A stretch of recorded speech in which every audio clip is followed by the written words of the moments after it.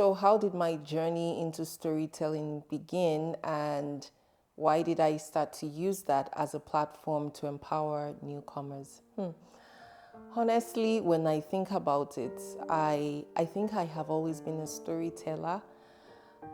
I used to love to illustrate, and when I say illustrate, I mean to share stories in a way that people can picture what it is that is being told, or the story that is being told.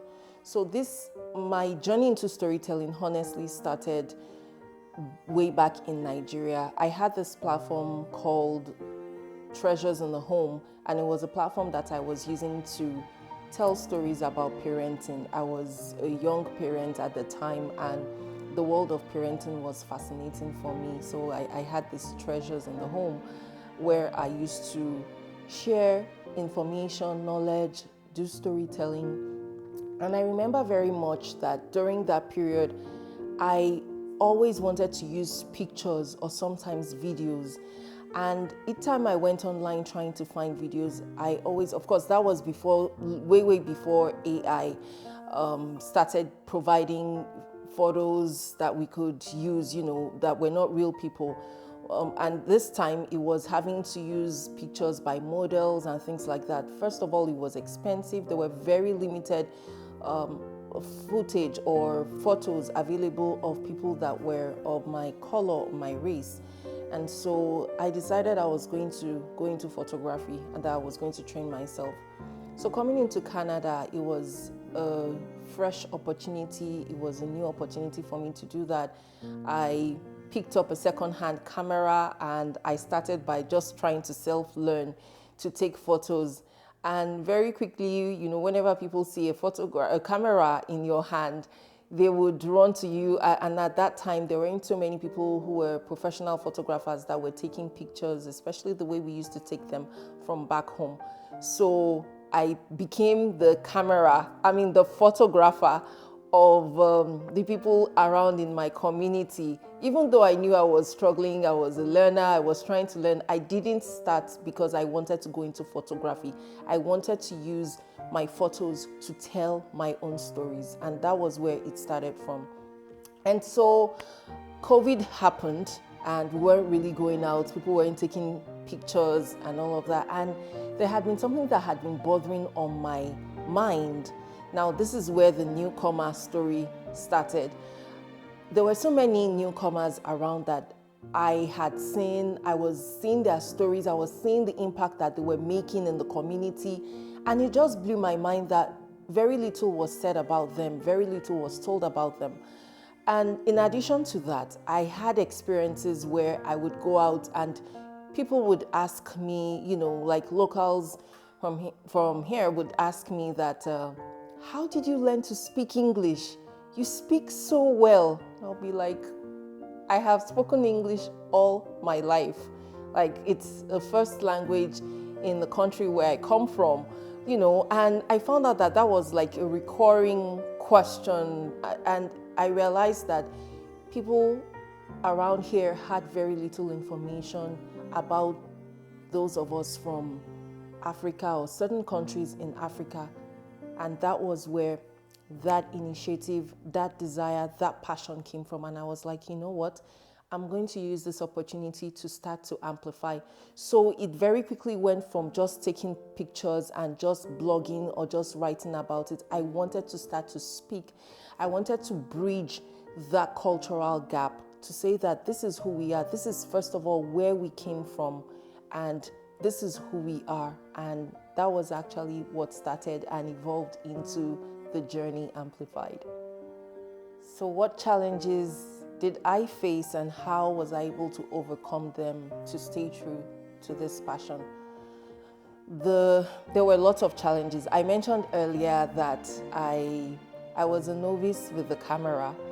I had to do a lot of learning. And when you go onto YouTube or onto Google trying to learn a skill that professionals go to school to learn, that you spend more time, you spend more resources, you're buying the wrong tools, the wrong devices, the wrong gadgets, you're spending more money, and all of this I was doing at my own cost.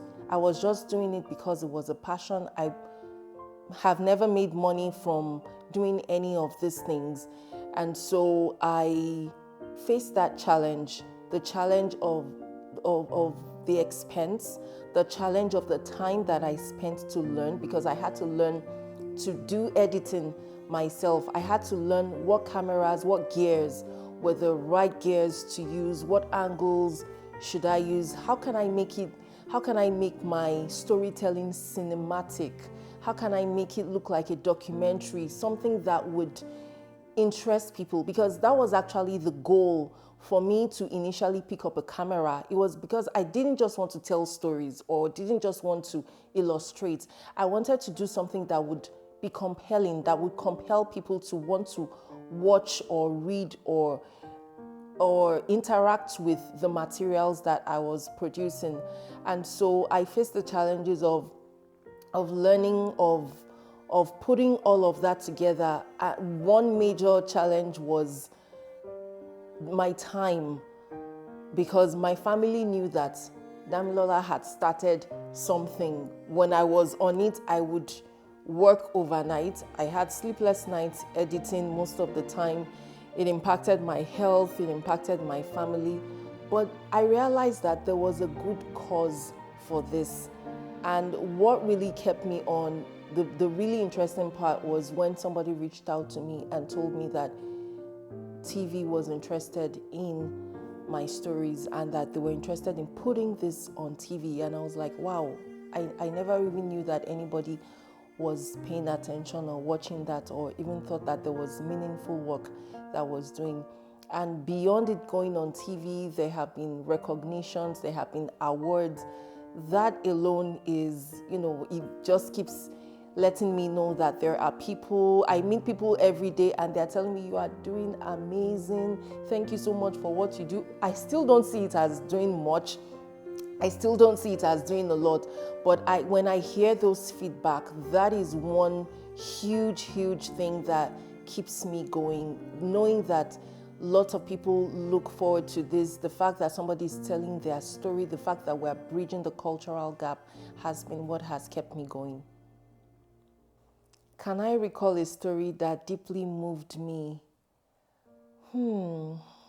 Honestly, every story has moved me. I have to be honest. I wouldn't tell a story that isn't compelling or that isn't moving. But when I really think about it, I would like to speak about the story of Christine Eroku, the founder of Kaima Designs.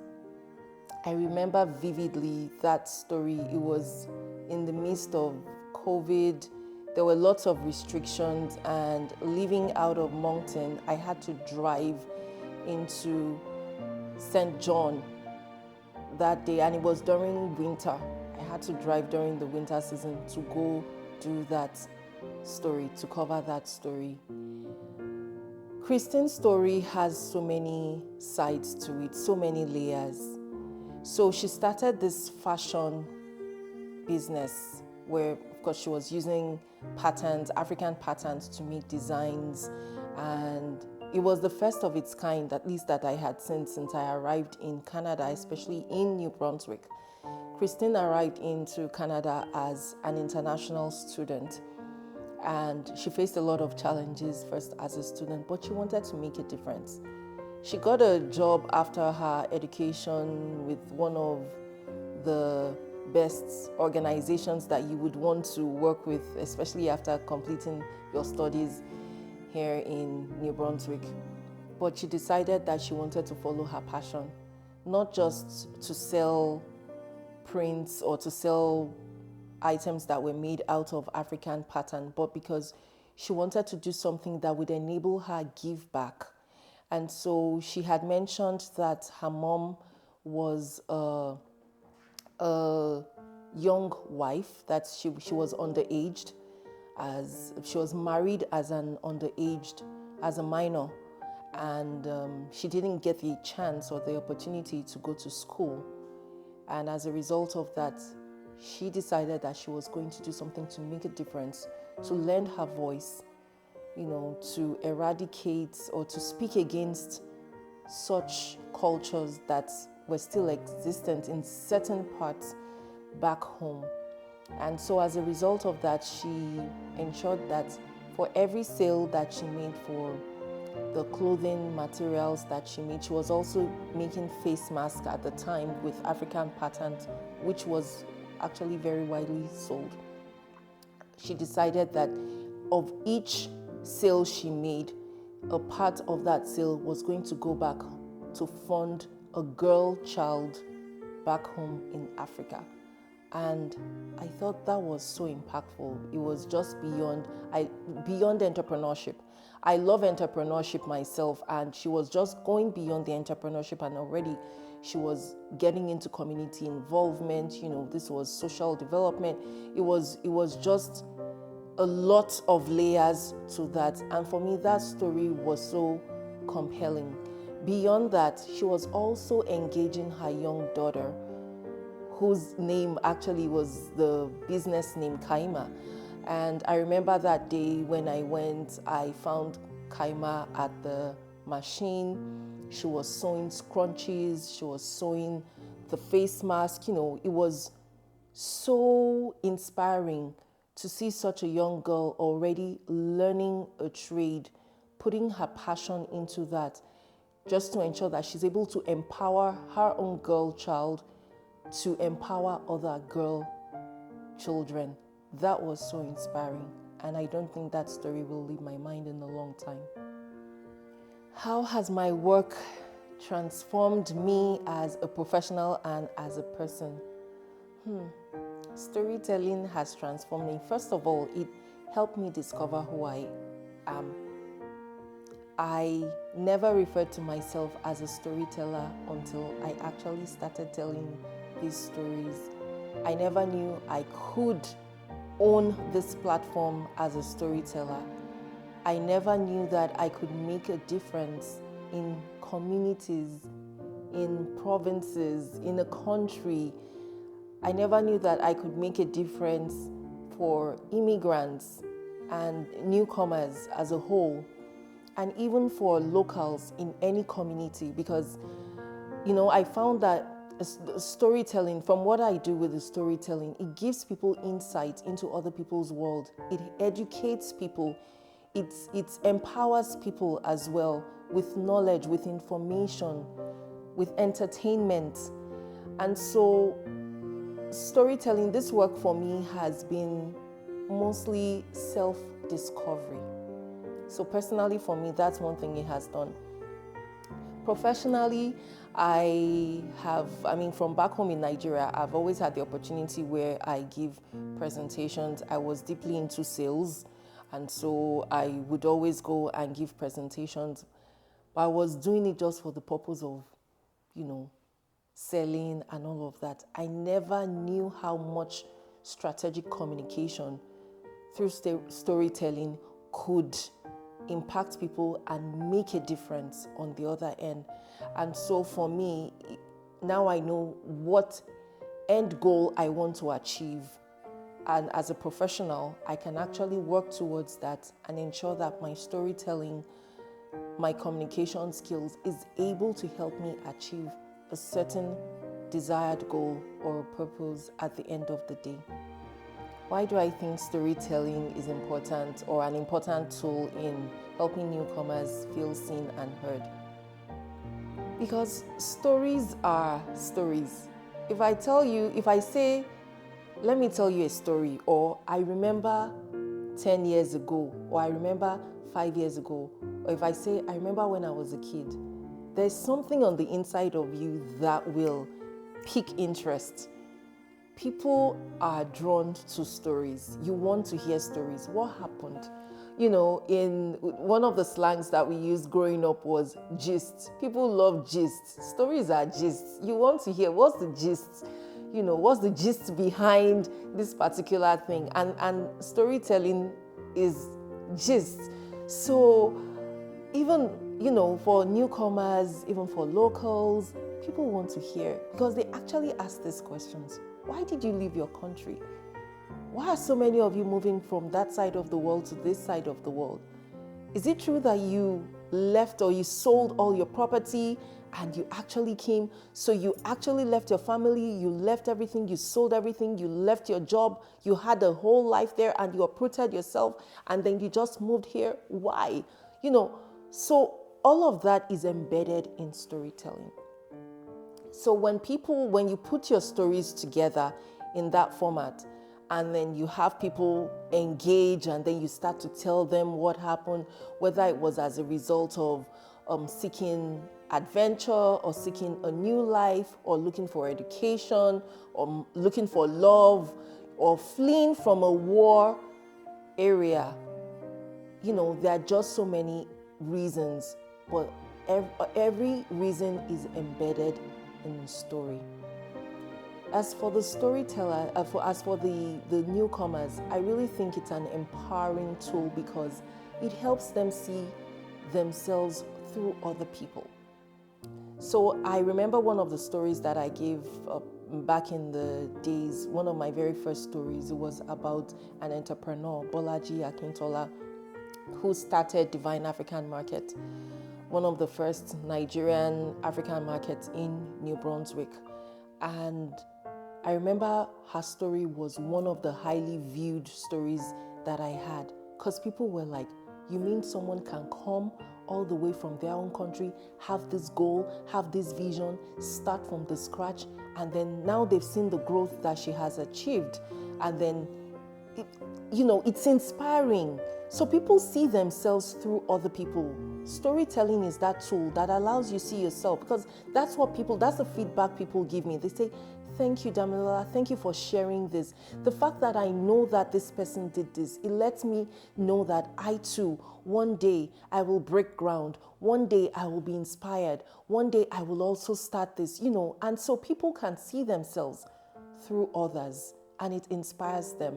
And that's actually the tagline for my show. It's inspiring, trails of inspiration. It's trails of inspiration. We just want to leave those trails of inspiration in your mind. So you watch, and then you leave inspired. Is there any time in this career that I have felt that I want to quit? Oh my gosh. Yes. Actually, to be honest, yes. And that was a time in my life where I was so overwhelmed. So I'm someone that I am multi-talented. Maybe not many people know. I do a lot of things, and it's problematic when you do a lot of things and you can't focus on a particular thing. And so I got engaged in lots of things, community work. Of course, I have my personal life, I have my family, I have my job, and then I got involved, a lot of involvement in community work. I got involved in the church as well. So there was really no focus. And as a person of faith, there are times where you just feel that, I have to follow my faith above everything else. And at that point, because I was so involved there, I was like, okay, I don't think storytelling is as important. But there was a point where I said a prayer, and the vision came to me that this is who I am. I'm a storyteller. And so even though I'm a person of faith, and I feel that I have to place my faith above everything else, my faith can also be leveraged through storytelling. And that was where that clarity started to come. I hadn't even gained recognition for any of the work I was doing at this time. And but I had that inspiration, I had that leading, not to quit at that point. And that was the life-changing moment for me. I can never forget where I was, what I was doing at that point, but I knew that this was what my purpose was. And now I know that wherever I am, in whatever way I am doing, or in whatever information or message I have to communicate, I know that I'm a storyteller above everything. When I look to the future, what do I see and what do I think the future holds for others through my work as a storyteller? Do you want me to be honest? Okay, I will be.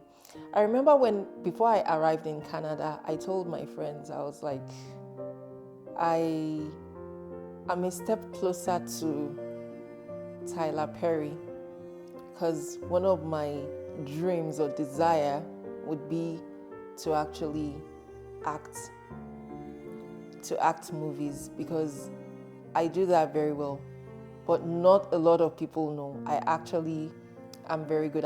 Growing up, I used to be in drama. I used to do plays, stage plays, and things like that. And I always got tremendous feedback from that. And that was something that I mentioned because even my colleagues, they'll be like, just go into acting, just go into acting.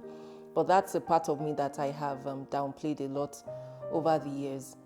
But so when I think about, right now, when I think about my future or what the future holds, especially in this line of storytelling, it would be one day to actually own a show, on national TV or even global TV that would actually bring people from various walks of life from all across the globe and to be able to have conversations and tell their stories. I would also really still love to go into acting, because I believe there is just so much information you can put when you put a play together, whether it's through a skit, through a full movie. There's just so much information you can pass across. There are times when you watch certain things, maybe a movie or an advert, and you just feel like, you feel like, oh, this is a deja vu moment, or like, I've seen this thing before, or like, now I get it. Maybe there's a recurring message you've been hearing, but you never really pictured it. And it just lets you know that these illustrations through storytelling, through acting and all of that helps drive home that message more. And so I really would love to see that. And hopefully I can do movies that carry people's stories, newcomer stories, maybe do a series of newcomer stories into a series of movies or something. So yeah, that's something I see for myself in the future. My advice for anyone who wants to go into storytelling, I won't even limit it to storytelling. Storytelling is a creative art. So if for any young person who is a creative out there, I'll say start. Don't wait until it's perfect. I have wasted so much time and so much resources waiting until it's perfect. There was a time in my life where getting the validation of others was most important, and it held me back. So I would say start.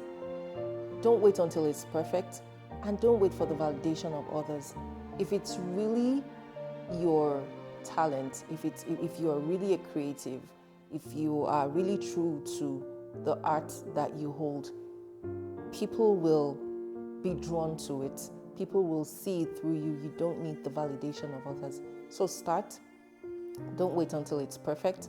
Perfection comes by doing it continuously. It comes by consistency. So don't wait until you have that perfect. You just have to keep on doing it, and then you keep finding your step.